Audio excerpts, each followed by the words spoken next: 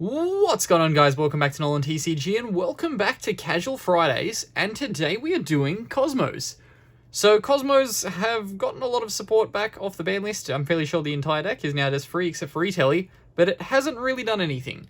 That's the reason why we're featuring here on Friday. So we're going to show off a list that is pretty heavy anti-Dragoon. So it's much more of like a control list. Like you're not really going to see a combo Cosmo list, but yeah, this is more of like an anti-Dragoon style like grind game sort of list for this. But if you do have any changes that you would recommend, as always, comment them down below. But before we do get started here, as always, please do remember to drop down below and hit that subscribe button if you are new here, because we are always happy to have new people. On Sunday, we're going to be doing our 1,000 subscriber special, so we're going to be giving away an Infinity and Accessories playmat. No, it's an Imperium Duelist one. This is a Metamats playmat that we're on right now. I have way too many playmats from way too many companies. This is also the inspiration for doing this, because this is the Kozmo playmat. I don't know if you can tell, we got like a Dark Destroyer here, we've got Wicked Witch, oh not Wicked Witch, we got Dark Lady? Yeah, Dark Lady over there. We got the big boy that no one ever plays, and more cards no one ever plays on the side. But yeah, we'll get on into the profile for this one. Okay, so starting us off, we have 3 copies of Dark Destroyer. Of course, the big untargetable card that makes things go pop. Card overall is just the best card in the deck. That's why it was on the ban list for so long.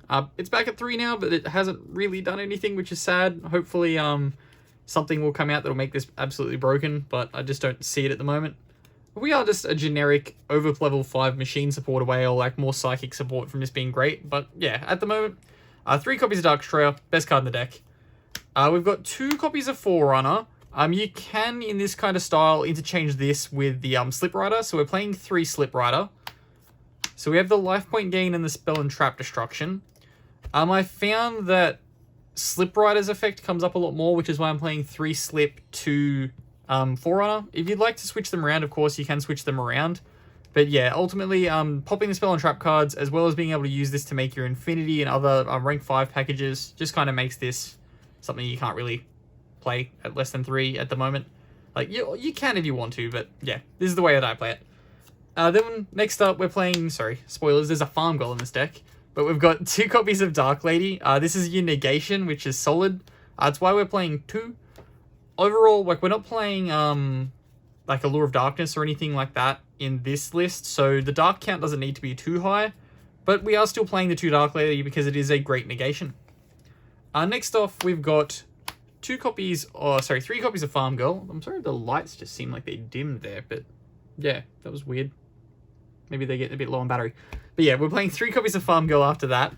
Just whenever it does damage, you search. Card is really, really good for the OTKs. Then we've got 2 copies of Straw Man to recover your banished pile. It has that effects negated, but it does get you bodies on board, so you can do a bit more play. Then 3 copies of Tin Can round out our monster lineup. This is just generically the card that gets you searches. Also fills up your grave. We are only playing 2 copies of Call by the Grave later on. You can play more recursion from the graveyard to combo off with your Tin Can if you'd like to, but I just, at the moment, I'm playing that you'll kind of see to coming later. But yeah, Tin Can is a great card. It is your primary normal summon. You turn 1 play. This is what you want to go to. 3 copies of Kozmo Tian are the start of our spell cards. When it's popped, you get the search. You can also mulligan back. So this fixes dead hands. Last thing you want to do is see way too many Kozmo cards. But yeah, this can shuffle them all back. It does conflict with the next card, which is 3 copies of Extrav. We are an Extrav build because your extra deck doesn't matter. So yeah, Extrav is just kind of like a staple in this list.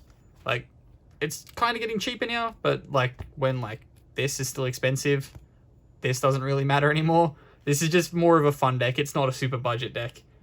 Then we're playing a lot of one-off spells. So we're playing Reasoning because it's difficult to call which level is going to come off the top of the deck. So it is kind of just free.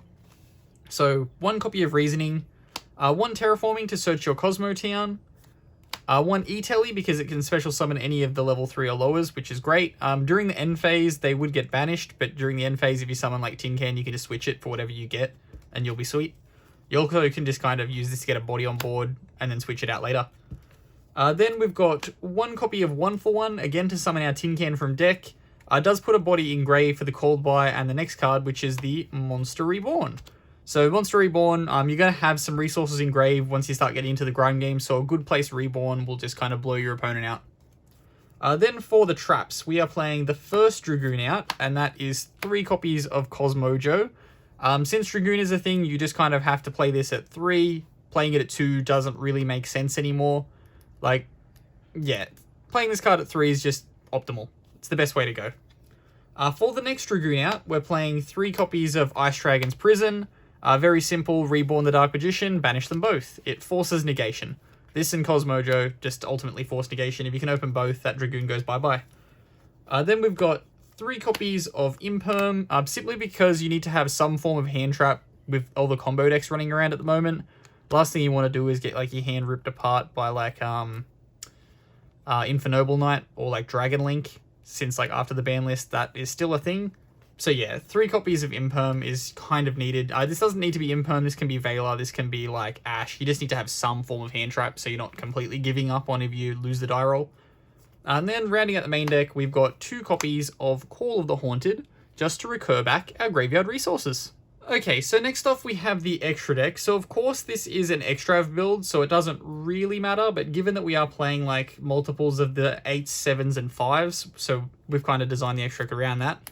First off, we've got 2 copies of Infinity. Sorry, move those up a little bit for you.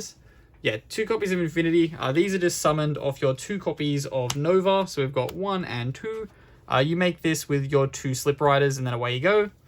For cheesing the game in time, we have 2 copies of Volcasaurus, just because it does damage without having to enter the battle phase.